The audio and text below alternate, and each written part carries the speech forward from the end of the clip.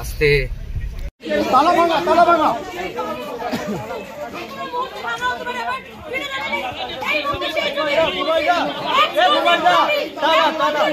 তালা ভাঙা হচ্ছে, শেখ শাহজাহানের বাড়ির তালা ভাঙা হচ্ছে। একমাত্র এক্সক্লুসিভ সেই ছবি চাবি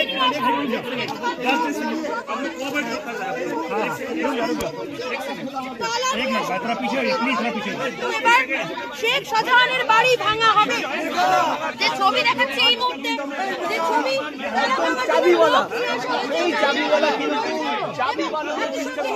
বাড়ি শেখ শাহজাহানের বাড়ি, সেই বাড়ি কিন্তু ভাঙা হবে। যে তালা রয়েছে সেই তালা ভাঙার কাজ যে কোনো মুহূর্তে শুরু হবে। আমরা হাতে দেখতে পাচ্ছি চাবিওয়ালার হাতে বিভিন্ন। 19 দিন পরে শাহজাহানের বাড়িতে ফের ইডি, ভাঙা হয়েছে 19টি তালা। কালকে গেলে জানি না আরো একটা তালা জুড়ে যেত কিনা, 20টা হয়ে যেত কিনা। 19 দিন পরে ইডি শাহজাহানের বাড়িতে গিয়ে 19টি নাকি তালা ভেঙেছে, তল্লাশি করেছে, রেড করেছে, কিন্তু নাকি সেরকম বিরাট কিছু পাওয়া যায়নি। কিছু জিনিসপত্র পাওয়া গেছে, ওই কিছু বন্ড, সোনার গহনা কেনার রসিদ, ভিসা, এলআইসির কোনো কাগজ, আইটির কিছু কাগজ এবং ভোটের কিছু কাগজ, এইসব পাওয়া গেছে। ওই সম্পত্তির কিছু দলিল টলিল এইসব। কিন্তু যে জন্য তদন্ত রেশন দুর্নীতি কাণ্ডের, সেরকম নাকি গুরুত্বপূর্ণ কিছু পাওয়া যায়নি। সকাল থেকে তল্লাশি চালিয়ে দুপুরে ইডি ফেরত চলে এসছে এবং আসার সময়ে দেওয়ালে এই নোটিশটা দিয়ে এসছে যে 29 তারিখে সকাল 11টায় ইডির দপ্তরে শাহজাহানকে হাজির হতে হবে এবং যা সব ওখানে পাওয়া গেছে তার একটা আর কি লিস্ট, সেটাও বলে দেওয়া হয়েছে, জানিয়ে দেওয়া হয়েছে। করে টোরে ইডি চলে এসছে। আর এটা নিয়ে এখন অনেক সব চর্চা হচ্ছে। এতদিন পরে কেন ইডি ওখানে গেছে, এতদিন পরে কি পাওয়া যাবে? তাহলে তো এটাই এস্টাবলিশ হয়ে গেল সেটিং এইসব ড্রামা চলছে, ওই যেতে হয় যাচ্ছে। এতদিন পরে গেলে কি কিছু পাওয়া যায়? এটা অ্যাকচুয়ালি সেটিং। এই তো হচ্ছে ইডির অবস্থা। পুলিশও ধরতে পারেনি আর ইডিও গেল 19 দিন পরে বলে দেখছি অনেক চর্চা হচ্ছে মিডিয়াতে। কিন্তু দর্শক, আমি যে কথাগুলো বলতে চাই, আমার যেন কোথাও মনে হচ্ছে যে সব ভুলভাল চর্চা হচ্ছে। আমি যখন আসছিলাম অযোধ্যা থেকে, আমি তখনই খবরটা দেখলাম আর কি, যে ইডি গেছে এবং বিরাট বাহিনী নিয়ে গেছে, সেন্ট্রাল ফোর্স। তবে আজকে কিন্তু ওই ইডির উপরে, মানে অফিসারদের উপরে আক্রমণ এলাকার লোকজনদের তরফ থেকে, সেটা কিন্তু হয়নি। আর পুলিশও খবর পেয়েছিল বা খবর দেওয়া হয়েছিল, তারাও এসেছিল আজ। এখন এলাকার লোকজন আক্রমণ করেননি আজকে, তারও দুটো কারণ হতে পারে। একটা হচ্ছে যে কেন আক্রমণ করবেন? আক্রমণ করার অর্ডার দিলে তো তারা করবেন, আর অর্ডার দেওয়ার লোকই তো নেই। হয়তো তখন বাড়িতে ছিলেন, ধরা পড়ে যাবেন, বা বাড়িতে ঢুকে অনেক কিছু নিয়ে চলে যেতে পারে ইডি, বা সব তথ্য ধরা পড়ে যেতে পারে। সেই জন্য হয়তো ভিতর থেকে নির্দেশ দিয়েছিলেন শেখ শাহজাহান, সেই জন্যই তারা আক্রমণ করেছিলেন। ভাবেননি যে কি দাঁড়াবে ভবিষ্যৎটা। তো যেহেতু আজকে নেই, ফলে আক্রমণের নির্দেশ আসেনি, তো কেন আক্রমণ হবে? এটা একটা কারণ হতে পারে। আর একটা কারণ হচ্ছে যে দরকার নেই বাবা, আক্রমণ করতে গিয়ে যেসব ছবি সামনে এসছে, এখন মিডিয়ার যুগ, সব অনেকের নাম নিয়ে প্রশ্ন তৈরি হয়েছে। তাদেরকে সব পুলিশ হয়তো সেই অর্থে খুঁজছে না, কিন্তু তাদের নামে প্রশ্ন তৈরি হয়েছে, যায় না কি দাঁড়াবে ভবিষ্যৎ। আবার সিট গঠন করার কথা বলেছে কলকাতা হাইকোর্ট, যদিও সেটাকে আবার চ্যালেঞ্জ করে শুধু সিবিআই কে দিয়ে তদন্ত করার জন্য আবেদন করা হয়েছে ডিভিশন বেঞ্চে। তো যখন এইসব চলছে, যদি সত্যি সেন্ট্রাল এজেন্সি তদন্ত পুরোপুরি একা করে, তাহলে তো আবার আমরাও ফেসে যাব। এমনিতেই ফেসেছি, মানে দেখা গেছে ওই দিনের ভিডিওতে, বলে আর ওই পথে যাব না, বিরাট ভুল করে ফেলেছে। হয়তো ভুল জায়গা থেকে আর সেই পথে হাঁটতে চাইছেন না সেই সব লোকজন, বা পরিবারের লোকজন হয়তো বলেছেন খবরদার যেও না, তুমিও ফাঁসবে। ওই তো শাহজাহানের হাল দেখছো, এখানে কত গরম দেখাতো, এখন বেপাত্তা, শাহজাহান নেই, লাদেনের মতো ভয়েস বার্তা ছাড়ছে। ওই তো টাইগার, বাঘ, জঙ্গলে চলে গেছে বাঘ, মনুষ্য সমাজে তার অস্তিত্ব দেখা যাচ্ছে না।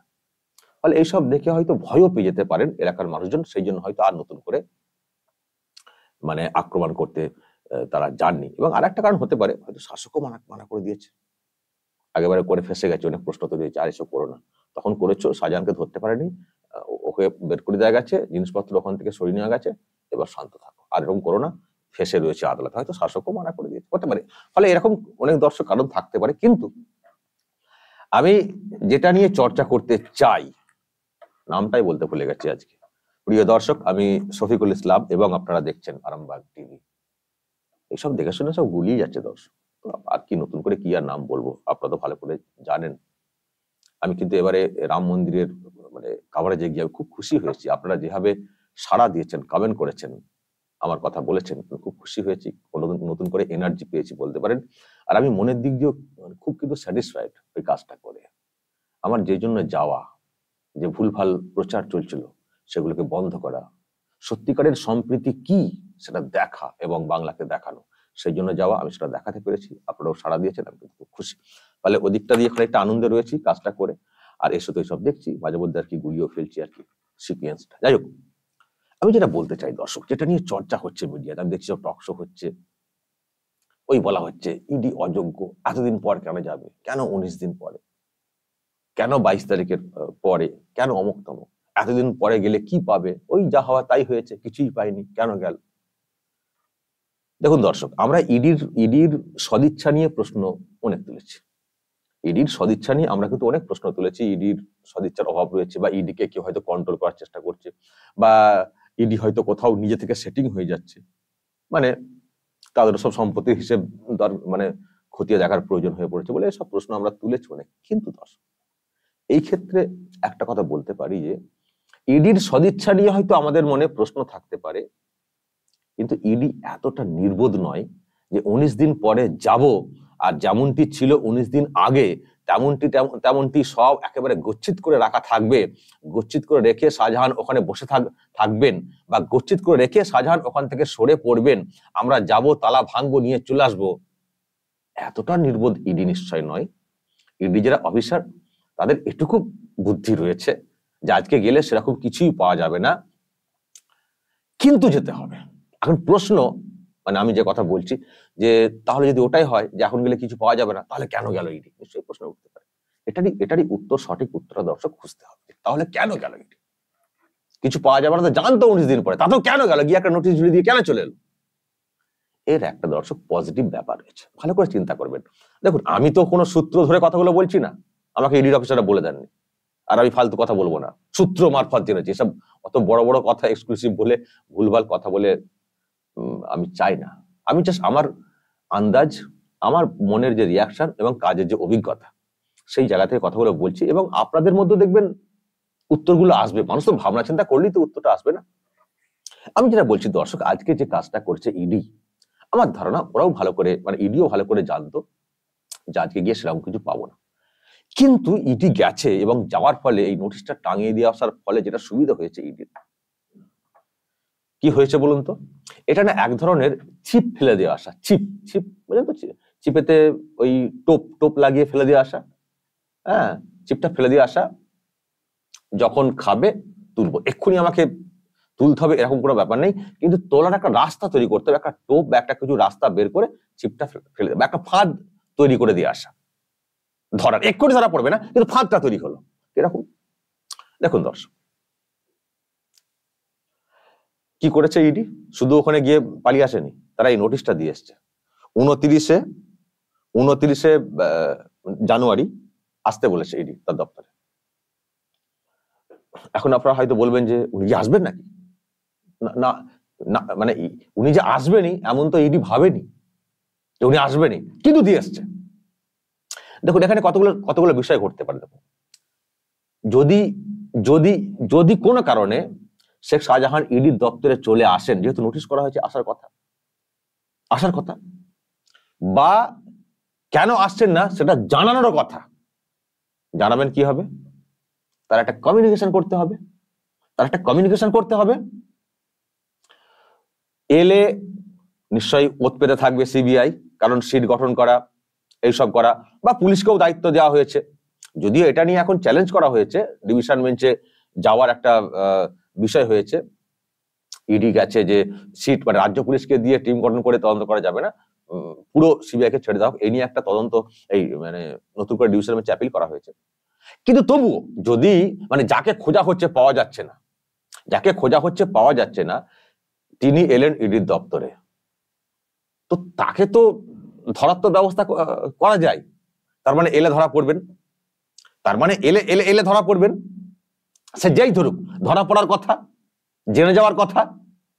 তাহলে নোটিশটা করলাম, যদি আসে সামনাসামনি পেয়ে যাওয়া, যদি না এসে কমিউনিকেট করা হয় তাহলে কমিউনিকেশন ধরে লিঙ্ক জানা কি হবে, কোথা থেকে মানে একটা সোর্স জানতে পারা। আর যদি এলেনও না, জানা নিল না, তাহলে আবার নোটিশ করা হবে, ওই বাড়িতেই এরকম করে সাঁটা হবে।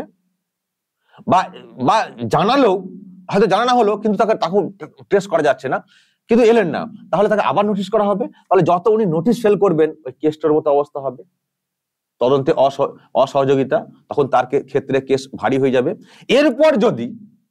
এরপর যদি সিবিআই বা সিট যেই হোক কোথা থেকে হয়তো বের করলো, কারণ তাকে অ্যারেস্ট করার একটা ব্যাপার হয়েই আছে, আদালতের খুব নজরদারি রয়েছে। যদি এরপর সিট বা পুরোপুরি সিবিআই কে যদি দায়িত্ব দিয়ে দেওয়া হয়, যদি তাকে গ্রেপ্তার করে একবার নিয়ে চলে আসে, তাহলে সেখান থেকে টুক করে ইডি নিয়ে নেবে। যেহেতু উনি নোটিশ কমপ্লাই করেননি, উনি তদন্তে সহযোগিতা করেননি, কোর্টে অ্যাপিল করবে, ওখান থেকে কাস্টডিতে নিয়ে নেবে ইডি।